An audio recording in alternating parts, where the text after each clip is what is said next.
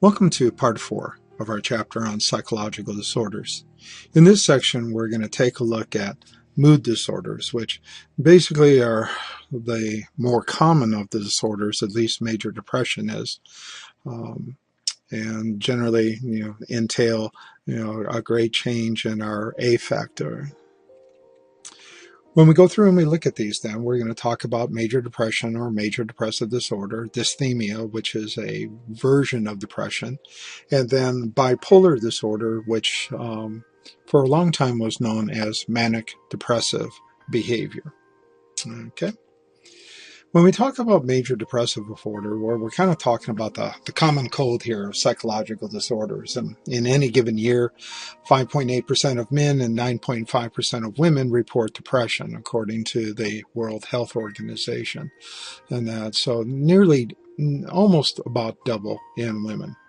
When we look over here, this is one of the paintings, Sorrowing Old Man by Vincent van Gogh, that he painted back in 1890. And Van Gogh actually is kind of a very relevant artist to talk about here, very famous, but was also very famous for suffering from schizophrenia, and he had bouts of depression during that time as well. And we'll see as we move through this section, and particularly into the schizophrenia section, some artwork by him, and see, particularly in schizophrenia, when he was schizophrenic, when he wasn't schizophrenic, as a way of how he expressed himself in the very different art styles. Okay, but in major depression, what are the symptoms of major depression? Well, one is very much a depressed mood, and by that we mean, feelings of sadness and emptiness. And a lot of depressed people really bottom out in the sense that they just feel, it's a sadness that most of us, will never feel. They're just so sad and they're just so bummed out. It's incredible where they literally feel empty, and some of them will almost go to flat emotion where they can't feel anything because the sadness is so heavy.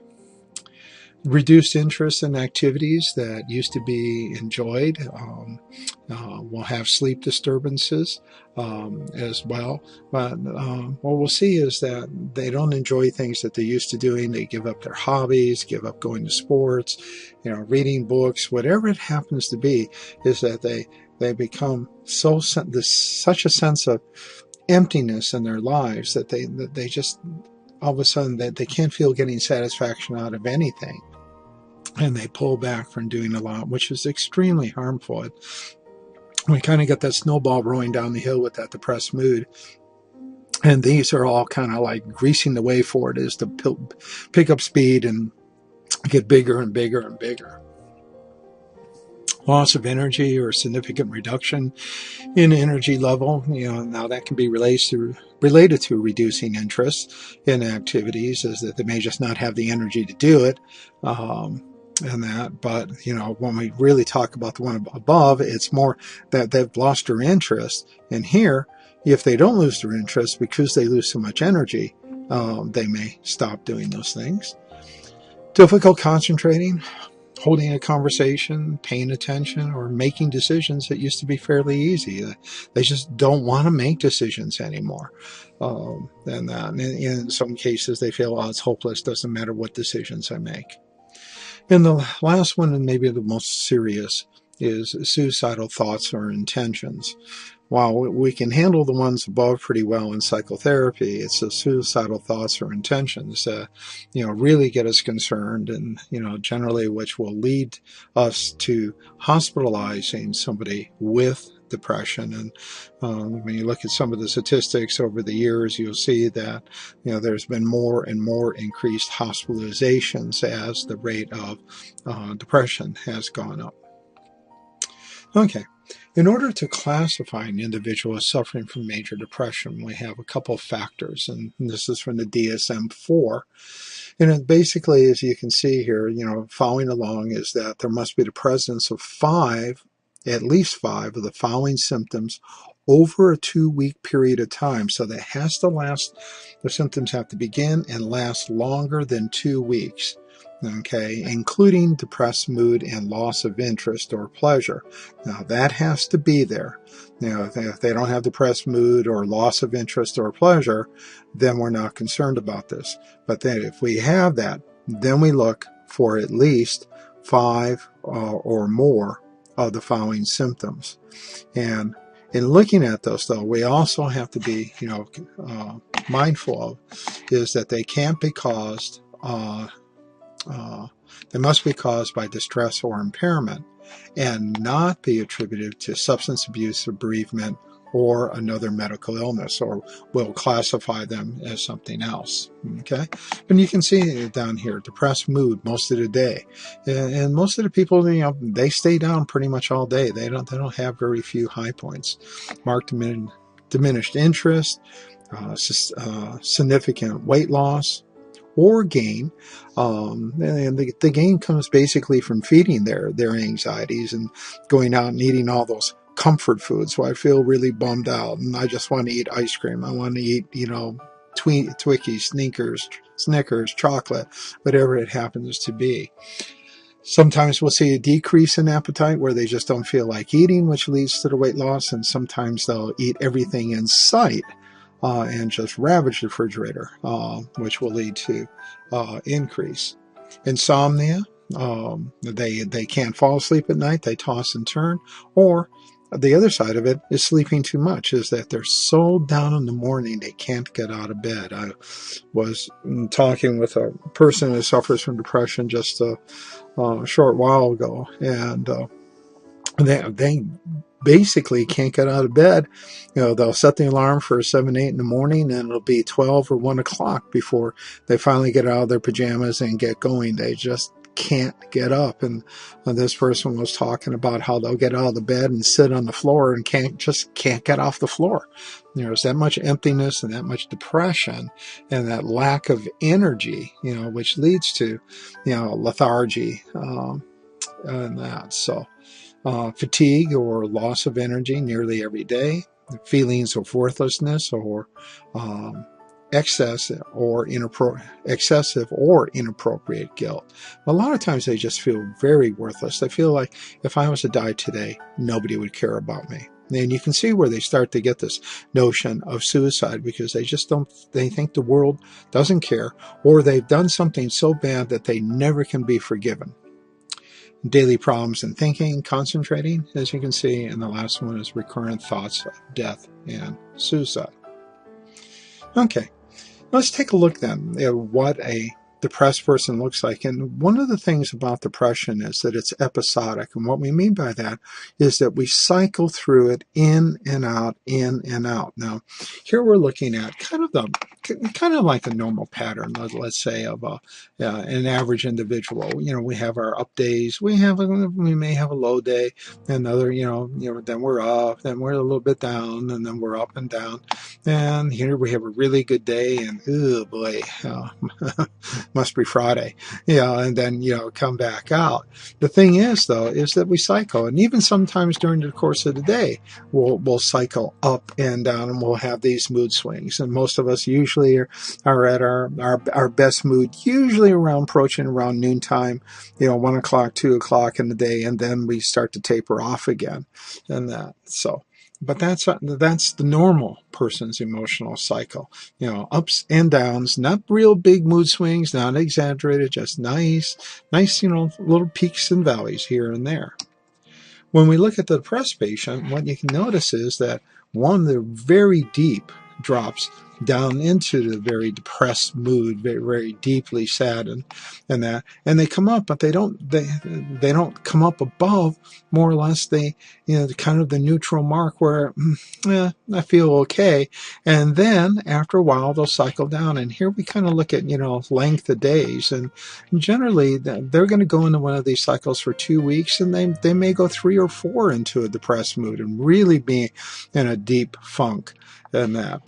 But they cycle. And that's one of the things too that gets concerning is for a depressed person is they start to realize those patterns. That here they are really kind of bummed out. Now they're feeling better, and oh wow, it feels great, and they're getting up here, but then all of a sudden all that stuff that pulled them down to here is still here. And then rather than going up and over, no, we can't make the hill, and they start to crash again. But after a while, 2 or 3 or 4 of these cycles, they start to pick up the pattern. And the thing is that they dread being down here.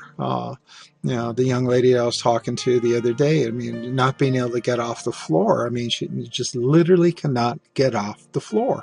And she was trying to come to class. She had morning classes, and she couldn't get up until 1 o'clock. Just couldn't bring herself to get up. And that is really tough. And that, so... but that's what happens in depression, but it does cycle. So we get really depressed, then we get a little bit better, and then we get really depressed, and we get a little bit better, but we never really get good. And that's one of the things that brings the heavy sadness. And over time, that's one of the things that leads to thoughts of suicide. Most people usually don't think about committing suicide that first time down. It's usually the second or third or fourth time out, or, farther down the road, when they realize this pattern that they're in and that they never seem to really get any good days. So, okay. Dysthymia is a form of chronic depression. Chronic meaning that it's persistent, pervasive, it's there for a long time, serious. But what we can see here is that we have the dips and valleys. We don't come up beyond just kind of feeling like it's an okay day. But the thing is that we don't plunge as far. And this is what we refer to as dysthymia. So major depression is when we really hit bottom, like the gal I'm talking about who can't get off the floor. However, somebody who just never really seems to ever really feel good in life, and then they cycle down to really kind of what we might call, being sad a lot, but never really happy, and being sad and never really being, getting back up to happy, that would be in the dysthymia. And it's a repetitive cycle that they just can't seem to break out of. And we would put them into treatment. Another disorder that's related to this is what we refer to as bipolar disorder. And in bipolar disorder, it means we're at both poles. We're either at the high elation, feeling like we're on top of the world, or we're at the depressed, feeling like we're buried under it. And, and here we have a young lady who's kind of smiling here during the manic phase, and we can see the downturn frown during the depressive phase. And we've talked about the depression, so we won't spend a lot of time there, but let's take a look at what is typical of a manic individual. Okay. When we look at this then, in the manic phase, it may last from anywhere from days to months. In my personal experience, I've usually seen it being anywhere from a day to 3 or 4 weeks. But boy, during that time, they can really get themselves in some trouble. Now let's take a look here. They're very easily distracted, and they have little need for sleep. They are so excited. They're just full of energy, and they just can't wait to do the next great thing. When you meet somebody in a manic phase, they're talking about all the great things that they're going to accomplish, and all these great aspirations and everything else. And you're like, wow, man, this guy's got energy.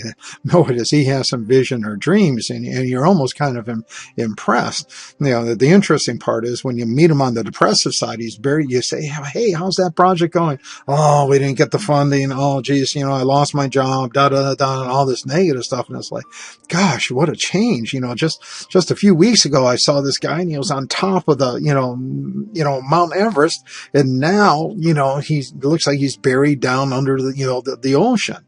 And that's the type of mood swings that they'll have. When we go through this, they'll engage in reckless behavior and lack of self-control. Sometimes that may be binge eating, which is, characteristic of the eating disorder. bulimia. But here they'll also get into drinking and drug use. That's not uncommon. That they make poor decisions, and kind of the reckless behavior tied into like spending sprees. They'll just go out and buy, like there's no end of the money. And of course, they always have all these great ideas of how they're going to make all this money. And trust me, I'm going to buy this and I'm going to use this to make all this money. No problem with the bills. I had a gentleman a number of years ago in therapy who was bipolar. And he would get into these bipolar things and he would go out and buy houses and he was going to flip them. Now, this guy was into graphic design. He wasn't a builder, but he kind of looked at himself as a self-proclaimed builder, and he was going to go out and do all these great things. And he'd buy these houses, and he'd just come in with a sledgehammer and just start tearing out walls as he envisioned opening up the house. Before he really got an architect in there with any plans to look at any walls and everything else. And generally, what would happen is that these projects, two of them that he did that we've discussed in therapy, it just went bottom up on him, and actually both of them led to divorces in his life. And that one of them he had to move into after he tore out some walls, and he had a wife and a small kid. And, the father-in-law was like, what the heck is going on here? Nothing's happening, everything else. Well, he tore all the walls, but he didn't have the money to buy the building supplies, and then to try to save his marriage, he went out and borrowed all this money on credit card, and it was just a disaster. But you can see where one poor judgment piles up on top of another poor judgment, and one impulsive behavior and reckless behavior piles up on another, and it just is that snowball rolling downhill, getting bigger and bigger and bigger. They have very much elevated mood levels, as we've talked about, a lot of energy, almost excessive energy, to the point that they're bouncing off the walls. The racing thoughts, it's like, I've got so many great ideas, I got to write them down because I can't keep track of them and all.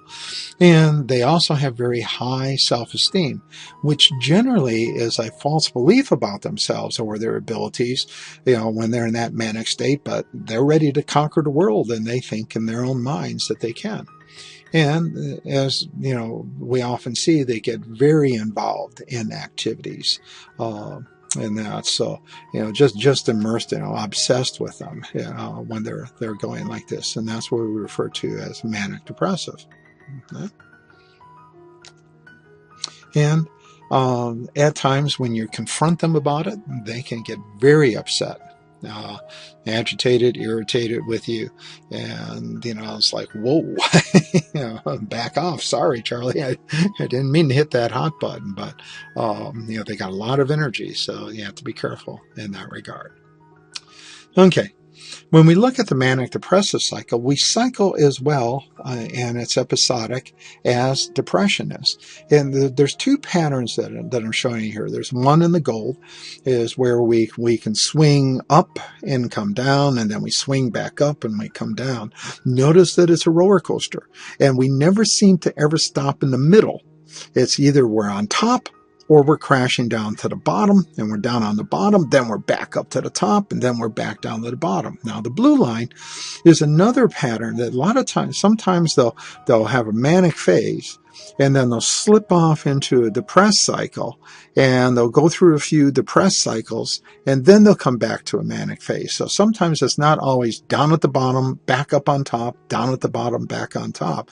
They will drop down in the depressive cycle, and many times the manics are going to spend more time in depression than they're actually going to spend in the mania phase, which I don't know if it's good or bad, but boy, in the manic phase, they really just can go crazy. And, even when we're talking about there is engage in high risky sexual behavior, or they're God's gift to man or woman, depending on what their sex is. And, they're just going to spread it around so everybody can share in their great good.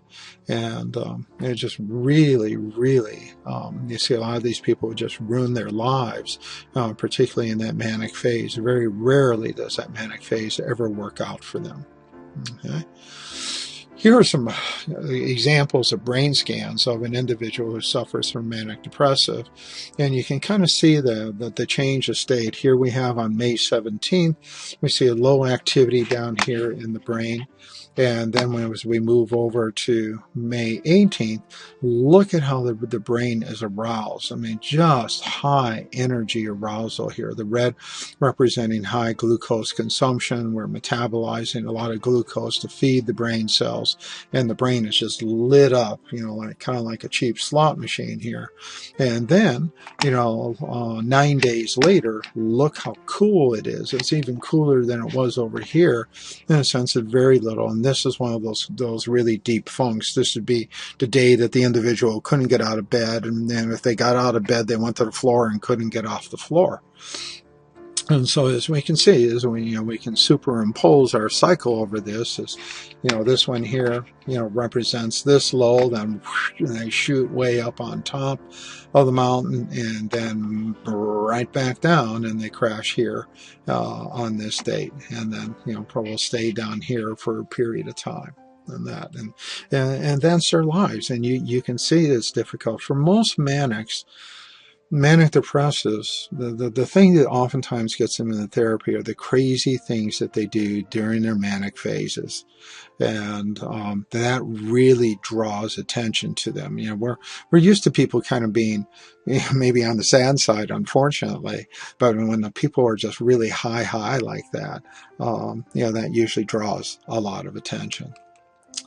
During history, we've had many famous manic depressive. Interesting here, how many people are in the artistic world and during that manic phase have these great spurts of creativity, and then during the depressive stage generally are totally non-productive. But boy, in that manic phase, they can't type fast enough, to get enough words down on paper with all the great ideas and storylines they have. And they'll be really excited about the new story they're writing. And then, a month later, you ask them about it. Oh gosh, it didn't turn out well. I just hit a wall, writer's block, everything else and that. So it's interesting to work with them, but it's also just extremely tragic. For bipolar, what we do for the bipolar patients is we use anti-seizure medication. The notion is, particularly for the manic stages, that it is very akin to like an epileptic seizure, and so we treat them with a anti-epileptic seizure drug. The one individual that I have in therapy, we've been using it, and pretty much for about the last 2 or 3 years now, we've been able to pretty much balance out his manic stages where he doesn't have those big high highs. The only problem is that it also suppresses kind of, just a nice, really high elated moment that we all have. And then we really suppress it down. Something really has to be charged up. It's easier for him under this medication to go to the sad side and go down on me, which is one of the things I have to watch on that, because the drug does suppress the upper side. Taking a look at depression then, or mood disorders in general, is why do we get into them? And one of the things is that there are many behavioral and cognitive changes that accompany, as we've talked about, the loss of sleep, feeling sad, feeling worthless, and things like that come with it. And the depression is widespread, and we talked about back at the beginning that depression and schizophrenia are the two disorders that the World Health Organization has found are pervasive in almost all cultures. They have yet to find a culture where people are not depressed. When we take a look at, kind of by country, here you can see that we can see in various countries the rate of males and females. And as you can see, for depression, here in the United States, we're one of the highest countries in the world for the rate of depression, particularly amongst females. And we can see that Spain beats us out on the male side there. But otherwise, we're out front, unfortunately, for depression with women. And thirdly, the women's risk then is twice as great as the male. But interestingly enough, this is a sex difference that we don't see until actually we reach our adolescence. It's possible for children to be depressed, and when we look at that childhood depression rate, it pretty much is even, male and female. But for some reason, when we hit adolescence, could be the release of the sex hormones again, for the development of the secondary sex characteristics and fertility and things like that. It may be those hormones. We know that estrogen is greatly related to the ebb and flow of emotions, and it may be hormonal at this point. I mean, those are things that we're working to learn more about, and there are people who believe that estrogen and the female hormones make them more susceptible to depression. Mm-hmm. Looking at it, additionally, we have depressive episodes that self-terminate, and that's good news and bad news in the sense that one of the things is, when in therapy, you know that as long as you can hang in there with them and keep them okay, that they're going to get better. Well, they're going to get worse first, but then they are going to get better, and that's the good news. Unfortunately, the bad news again is that they're likely to cycle down. Now, what we try to do in therapy is develop skills in them to help them recognize when they're starting to get depressed, and give them things that they can do to try to, deviate from that path so that they don't go back down. Stressful events oftentimes precede depression. It can be loss of a loved one, bad argument, financial woes or things like that. One of the more unique ones is postpartum depression, and that we've, just in probably the last decade, we've really gotten into looking at and really taking seriously. We know that women commonly after a pregnancy will have changes in mood as their hormonal levels adjust and everything. And they're real, it's just like ebb and tide and flow of the hormones. However, there are also non-hormonal changes that we see that will affect mood, and such as just change in work and social relationships that occur during the pregnancy and following the delivery, and that having less time and freedom to themselves. Okay, a lack of sleep for women, worries about their ability to be a good mother. These are all things that can bring a lot of serious thought, and can, if they doubt themselves and don't have good self-confidence or self-esteem, lead to putting them into deep sadness and possibly depression. It is very common for women, when they go through delivery, after delivery, is actually to experience kind of a down, and we refer to this as the postpartum or the baby blues. And it's common for that to be there for a week or two afterwards, and a lot of changes. While they're pregnant, everybody wants to know how they're doing and everything else and that. And of course, when you're the dad, nobody cares about you. Everybody asks, how's mom doing? Nobody asks how dad's doing. But mom is the center of attention really for those 9 months.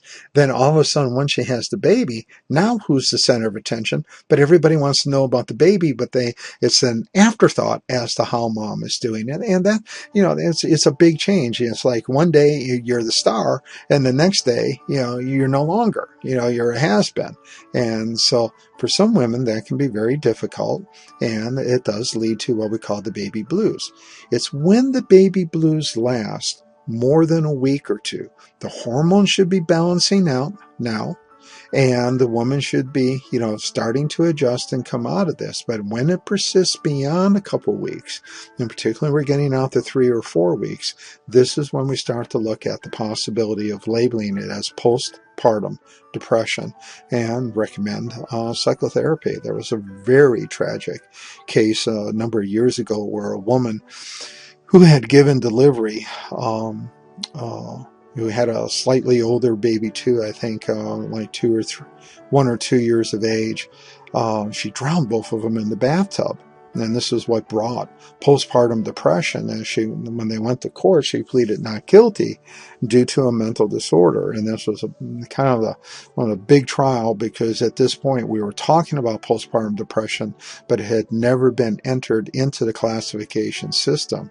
And she's the one that really pushed us to really take a strong look at this and gather our research together. And sure enough, we found that, yes, in some women, this can extend beyond the 2-week period, and it certainly does represent what we would refer to as depression.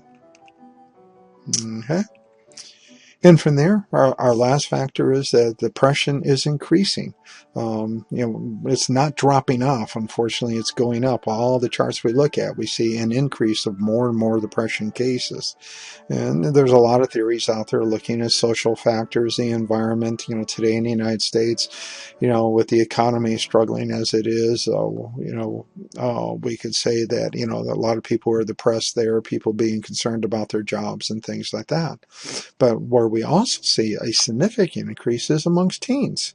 And, what is going on there? Is there more pressure on teens today to perform and things like that? I think, educationally in high school, there's a great amount of pressure to get good grades, to get a scholarship, to be able to afford to go off the college and things like that, where it seemed to be asking people at an earlier and earlier age, to make decisions in relationship to what they're going to do when they grow up. And even at an early age, we're starting to have to face with, the very realistic possibility of what is it like to be a man and woman and be engaged in a sexual relationship. And, sometimes we're just too young for it yet. And that can put a lot of stress and pressure, which can lead to depression, particularly, when you try it out and it doesn't work too well. And that, so, all of a sudden that has you questioning your womanhood or your manhood in that regards. Okay.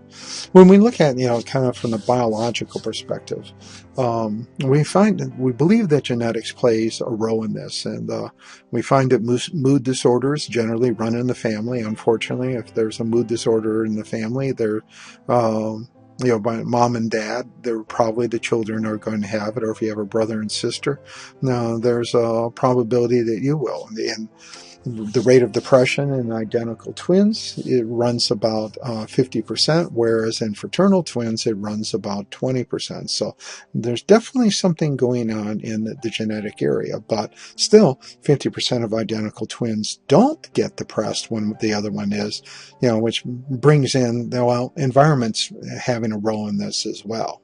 So from there, the other side of the biological side is something that we talked about back in the biological chapter in chapter 2, taking a look at the role of serotonin. Now, we've identified a gene 5-HTT, and we believe this is the gene that is linked to depression. Okay, we know that what it does is it encodes the serotonin transporter protein, and that it's active in the serotonin pathway. So we know that this gene is affecting the serotonin protein, transporter protein, okay? And we believe that it interferes with the time that serotonin remains in the synaptic gap. Okay, so this is done by influencing the presynaptic cell. So here we have our synapse, and we have our dendrite down here. We have the axon. This is our presynaptic cell up here. And serotonin is being produced in this axon, and when this axon is stimulated, we release our serotonin out into the gap here. Now, there's essentially two theories of what happens here. Is that when the serotonin is released out, okay, what happens is that the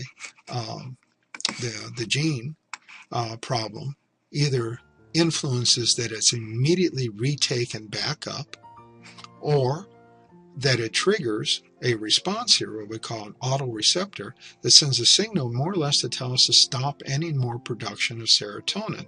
And so the cell stops producing serotonin. So when the next time it fires, it doesn't have as much serotonin to release as it did before. Okay, and this is one of the particular problems that we have. So either we're reabsorbing it too quickly and not allowing it to stay out here to provide sufficient stimulation along this cell, and if this cell doesn't get excited, it may, decrease our potential to feel happy. Okay, and then if we're not producing enough serotonin, even though this cell is firing and sending them out here, well, we're not getting enough serotonin out here to do it. And that's where the serotonin reuptake inhibitor drugs come in, is that basically what they do is they block the absorption or reuptake of these transporter cells, the serotonin cells or chemicals, back into the axon and keep them out here in the gap to provide sufficient stimulation for the fit into these little keys, allow the positive ions to roll in, and for this cell to be able to fire. So, very much looking at biological. Now, it could be all genetic, where it's just a gene, and no matter what we do in life, may not affect it. But, once again, identical twins should have the same type of gene.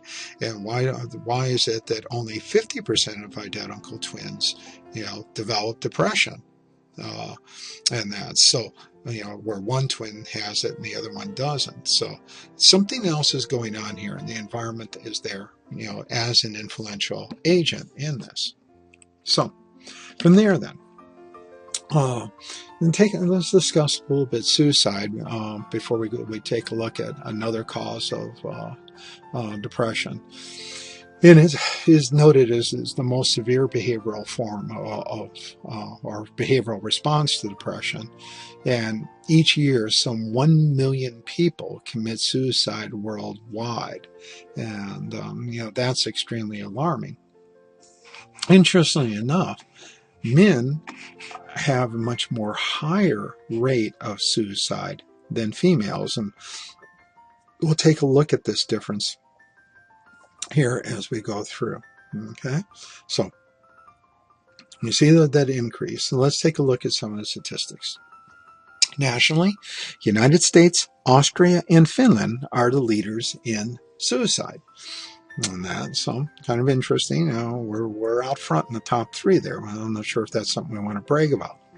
Racially, whites are twice as likely to commit suicide as blacks are. Another interesting thing, why is that? Is it genetic? Is it something societal? Is it that blacks are generally raised in maybe environments where there's a greater sense of community and there's more emotional support? These are a variety of factors, that we're researching. Gender. Women are twice as more likely to attempt suicide than men are. But wait a second. That last chart showed that men may commit suicide far more often. And it's the next fact that's kind of intriguing, is that men are 2 to 4 times more likely to commit suicide. So we're not as likely to attempt it, but when we do, we're much more likely to be successful. And the reason is that men use more lethal means. The most common means in 60% of male suicides is usually by a gunshot wound to the head, which is pretty final. The women are somewhat more neat and orderly about it. Fill the bathtub up with some water, so you don't make a mess, and then you go and you slit your wrists, and it takes a long time to bleed out in that situation. People oftentimes they're discovered, things like that. And men though use such a lethal method that there generally is, once they pull the trigger, there is no possibility of recovery from it. But oftentimes the methods that women choose, there are possibilities of surviving. When we look at age, this one was actually kind of interesting to me, is that the highest rate is actually in late adulthood. Now, some of us may have thought, well, gee, what about adolescence and that? We hear about suicide all the time. We hear about it there because it's so alarming, that a young person took his life, and it really makes the news. However, For older people, some guy commits suicide at the office, you don't hear about it. A kid commits suicide at school, and it's front page news, and it's all over the evening news for the next couple of nights. And that, well, we actually see that suicide actually kind of peaks in our middle adulthood years, and then kind of remains relatively consistent and goes up slightly through our late adulthood. So, more worried about people committing suicide later in life than in their early years. And the second to last year is other group differences we find. One, suicide rates are higher amongst the rich, non-religious, single, widowed, or divorced people who essentially feel alone and maybe don't feel like there's any recourse to changing that. And because we're naturally gregarious, this is going to produce a lot of stress and anxiety that they're alone, and they're, every time they go out, they see couples together. They go to a restaurant, they see couples sitting together. They go to the park and they see couples walking together. And for a lot of these people, it just becomes unbearable. For the widowed person, it reminds them of the relationship that they had that they'll never have again. And, they start thinking about, well, gee, if I'm dead, I'll see my other half in heaven, and that is one of the things that increases it. Okay. Another thing is that youth are more susceptible to suicide when in an unsupported environment. And this is where children don't feel like they have the support of their parents. We find it a lot of times when kids come out as gay or lesbian, and they don't feel that they have the support of their parents or peers or anything else. And once again, it's that sense of loneliness, that sense of detachment from the world, that I'm all alone and nobody cares, and it won't bother anybody if I'm not here tomorrow. That's what really gets us concerned about people committing suicide. And so when you see those things and you hear them, that suicidal ideation with those type of things going on in the background, you become really concerned. And the last one is day of the week. Okay, what day is it? What day do you think most people commit suicide? And if you said Wednesday, you're dead on it. 25% of suicides are done in the middle of the week, hump day. Okay, and so it's just an interesting fact there. Okay, another interesting behavior is self-injury, and we're hearing more about it lately. And you hear a lot more about kids, taking a razor blade and slashing their arms, and that, and why do they do that? Very rarely are they ever doing it to try to commit suicide. That is not the intent. Why do they do it? Well, one is that they may do it to gain relief from intense negative thoughts. As we can see down there, is that they feel really bad, and this is kind of like is just distracts them.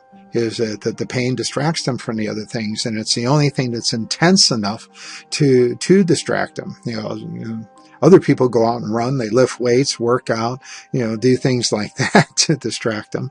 But some will find that this kind of self-mutilating behavior, is effective in providing sufficient stimuli to distract them from the negative thoughts they have.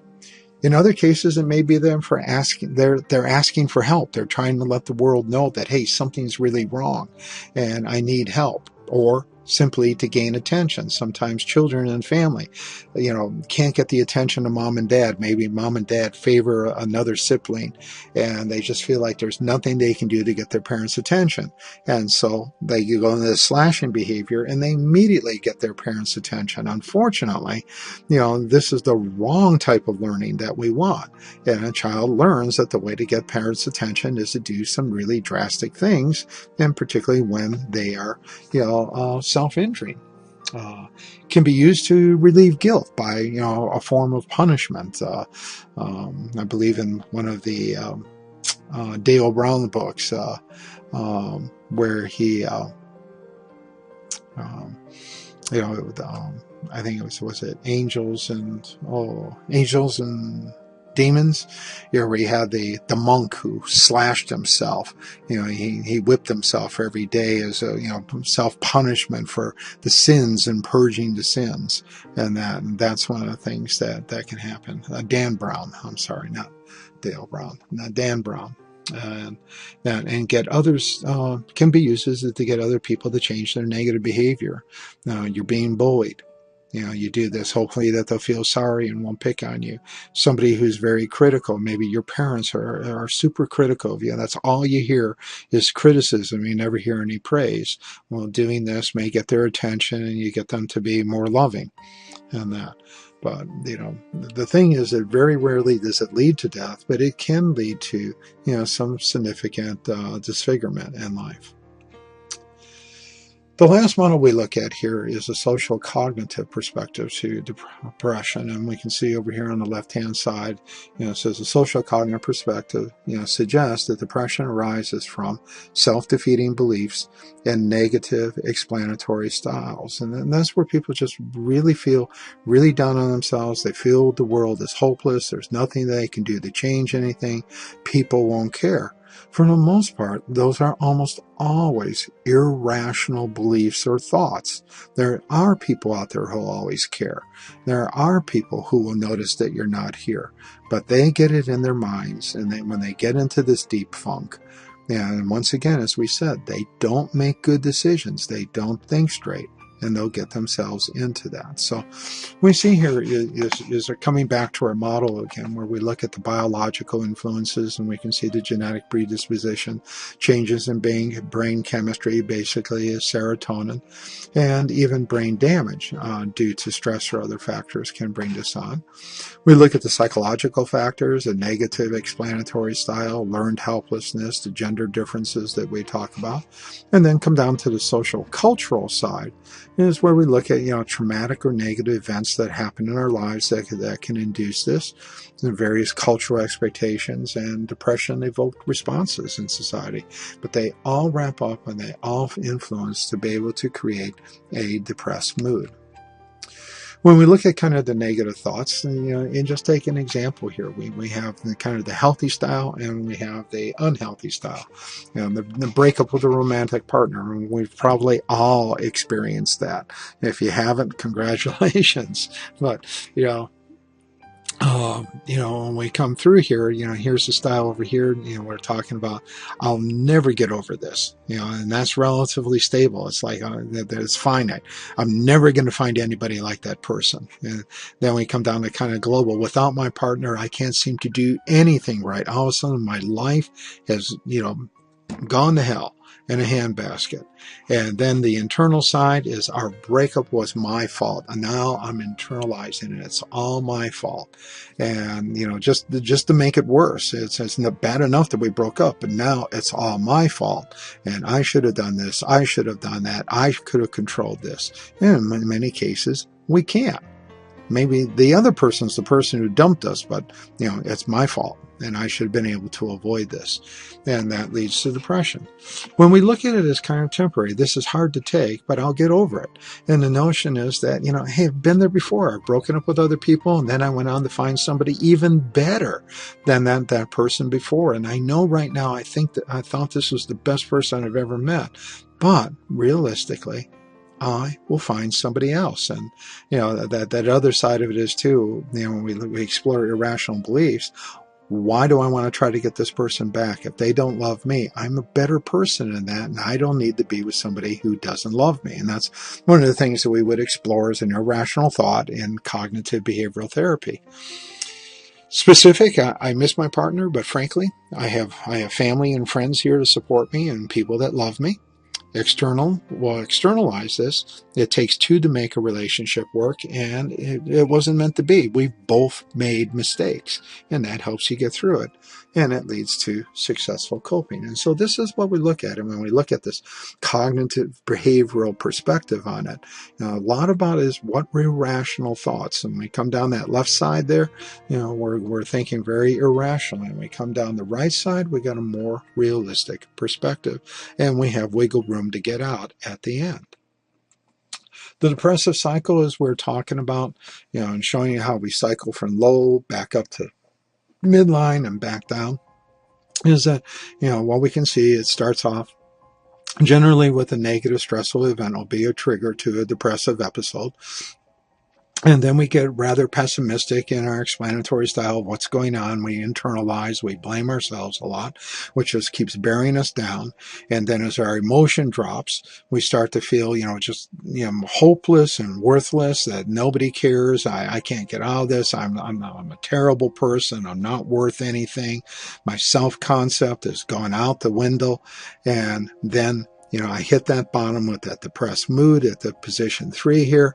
And then we start to see some cognitive and behavioral changes. I start to think maybe a little bit differently, and those actions help, fuel me to come out of this. But, the thing is that, we can come up through that, or we can continue just to bury ourselves down in the way that we think about it and just go lower and lower and lower to the point we don't think we're going to be able to come out. What's interesting is that when we take a look at depression and suicide, where we're concerned about people committing suicide is not on the way down in that cycle, but it's as they hit bottom and they start to turn up and head back up is generally the point where we're most concerned about suicide, because when they're at the bottom, they have hardly any energy. They can't do anything. It's when they start to turn up that they start to get that, hey, I'm turning the corner, I can see the light coming through the trees. And they start to get a bit energized, but they still have that very deep, heavy rejection, worthlessness, loneliness with them. The thought of, I've been here, done this before, I've come up before, but I know I'm just going to go back down. And now is when they have enough energy to be able to commit suicide. But generally on the way down and at the very bottom, as they're crashing and hitting bottom and going through bottom, they don't have enough energy to do it. They can't think straight enough. As they come up and they hit that little bit of energizing, that's when we get concerned. And then one of the things is that a lot of times when we see a person starting to cycle through like that, and they're talking about committing suicide, we oftentimes will hospitalize them if they don't have a good social support network, outside of the hospital. So anyways, when we come back and just to look at treatments here, is when we say we have a combination of usually using psychopharmacology, drugs that are related to the treatment of the disorder, in combination with psychotherapy. And I come up with this god-awful term, this is what we refer to as psychopharmacotherapy, is that we do the pharmaceutical side along with the therapy side together. And that seems to be the best 1-2 combination punch against it. We'll generally come in and use antidepressants on the pharmaceutical side, such as Prozac, Paxil, Zoloft are 3 very popular. Well, Butrin is a 4th drug. While it's not a serotonin reuptake inhibitor, it's a milder form of the drug.